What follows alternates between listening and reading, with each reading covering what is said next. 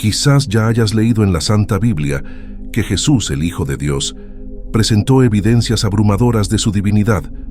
Sanó a los enfermos, hizo que los sordos oyeron, caminó a los cojos e incluso resucitó a los muertos ante ojos incrédulos. Sin embargo, a pesar de estos extraordinarios milagros, la mayoría del pueblo judío dudó en reconocer a Jesús como el Mesías. La promesa de entender por qué sucedió esto requiere transportarnos a ese contexto histórico donde la opresión romana era dura sobre los corazones del pueblo judío. Jesús desafió las expectativas de la época al no alinearse con la comprensión convencional de un líder mesiánico que liberaría a Israel de la opresión terrenal. Su mensaje trascendió las expectativas físicas y materiales, enfocándose en las espirituales y la regeneración de los corazones de hoy. A medida que exploramos este tema crucial, estamos invitados a contemplar la evidencia presentada por Jesús y a buscar una comprensión más profunda de los desafíos que enfrentó el pueblo judío en ese momento. Finalmente, comprenderemos por qué el pueblo judío rechazó a Jesús como el Mesías. Una de las principales razones que hizo que el pueblo judío rechazara a Jesús fue en realidad una confusión o malentendido que involucraba las profecías del Antiguo Testamento sobre la venida del Mesías. Muchos del pueblo judío de aquella época mantenían expectativas equivocadas, confundiendo los acontecimientos que se cumplirían en la primera venida de Jesús con los reservados para su segunda venida gloriosa. En el tiempo de Jesús se cernía sobre ellos la opresión romana. En el pueblo judío, la presencia romana se sentía en todos los aspectos de la vida cotidiana, desde el gobierno político hasta las cuestiones económicas. Los judíos vivían bajo la sombra de una autoridad extranjera que limitaba su autonomía y restringía su libertad para adorar a Dios según las tradiciones y enseñanzas sagradas. Esta opresión impuso tributos, limitó libertades y generó un profundo anhelo de liberación y redención. Esta opresión constante alimentó la esperanza de que el Mesías sería un líder terrenal que con un ejército poderoso liberaría a Israel de la opresión. Sin embargo, Jesús vino a inaugurar un reino espiritual, trayendo bendiciones espirituales que trascendían las fronteras físicas, lo cual aún no se había cumplido, lo que hizo dudar a los judíos de Jesús. Isaías, inspirado por el Espíritu Santo, describe de manera vívida y poética el carácter mesiánico que presentaría el Mesías ungido de Dios. En el versículo 1 del capítulo 11 leemos: «Un renuevo surgirá del tronco de Jesé, y de sus raíces brotará un retoño». Aquí, Jesé es el padre de David, y el renuevo señala a Jesús como descendiente del linaje de David, cumpliendo así la profecía mesiánica de que el Mesías vendría de la ascendencia de David. Isaías continúa en el versículo 2 describiendo el Espíritu del Señor que reposaría sobre el Mesías. El Espíritu del Señor reposará sobre él, el Espíritu de sabiduría y de entendimiento, el Espíritu de consejo y fortaleza, el Espíritu de conocimiento y el temor del Señor. Estas características revelan no solo la unción especial del Mesías, sino también los atributos que traería consigo, como sabiduría, entendimiento, consejo, fortaleza, conocimiento y reverencia a Dios. La descripción del carácter mesiánico de Jesús continúa en el versículo 3 de Isaías 11, y deleitarse en el temor del Señor. No juzgará según la vista de sus ojos, ni decidirá según el oído de sus oídos.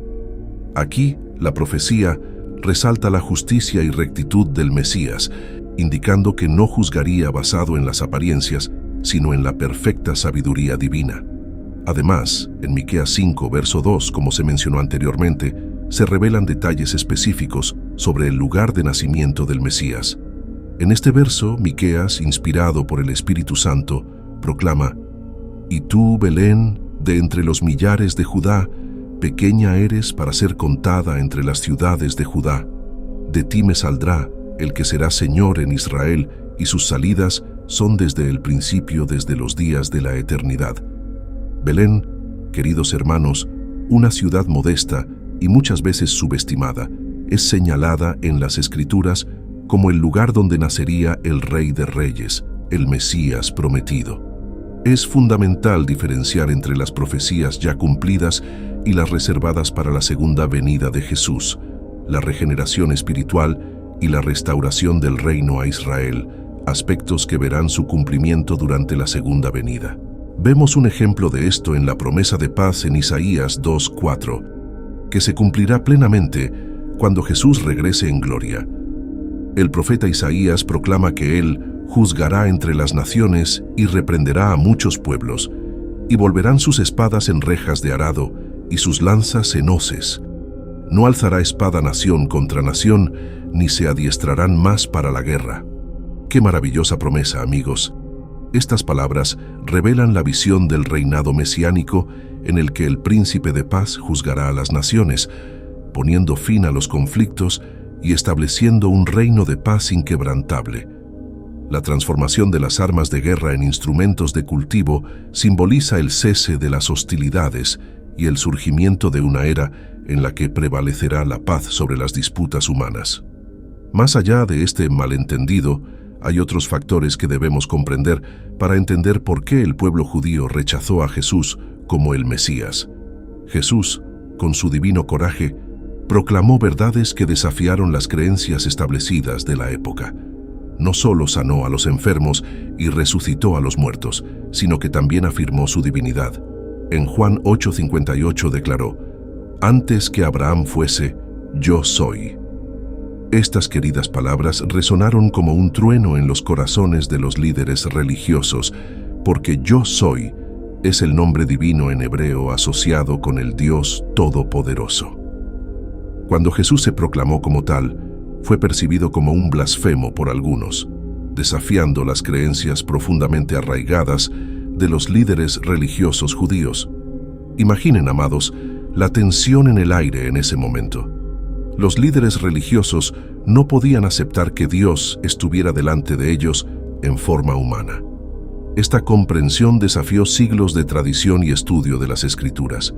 En lugar de abrazar la revelación divina, muchos optaron por resistir, porque lo desconocido a menudo asusta más de lo que ilumina. Por lo tanto, al afirmar su divinidad, Jesús se convirtió en una piedra de tropiezo para algunos. Imaginen el escenario: tradiciones antiguas, leyes ceremoniales e interpretaciones rígidas que moldearon la vida religiosa de los judíos.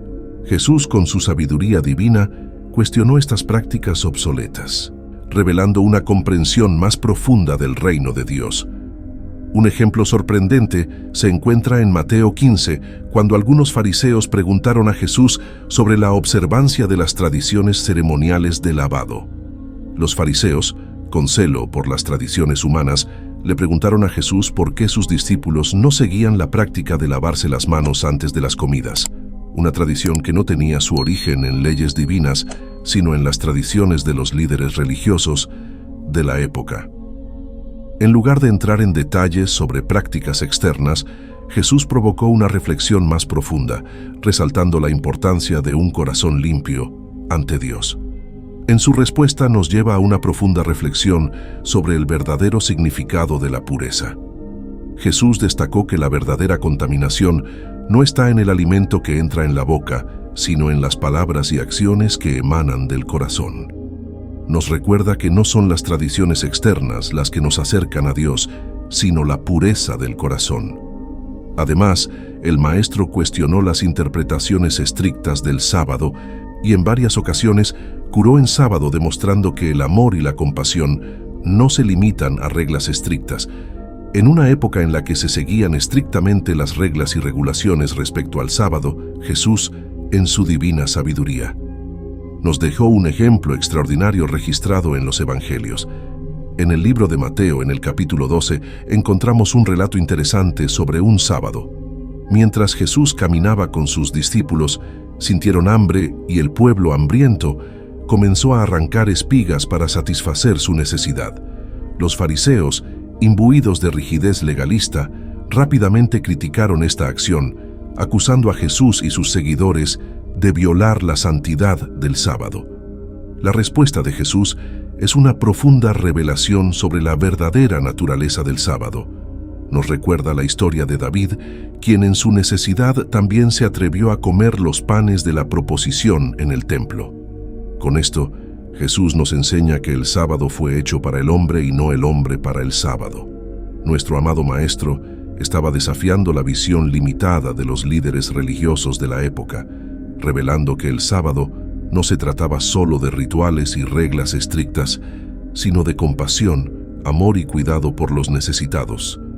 Jesús enseñó que el sábado es un regalo de Dios para nuestra restauración, para que podamos experimentar descanso y renovación en su presencia. Además de todo esto, no podemos olvidar las revolucionarias palabras pronunciadas por Jesús, quien nos instó a amar a nuestros enemigos.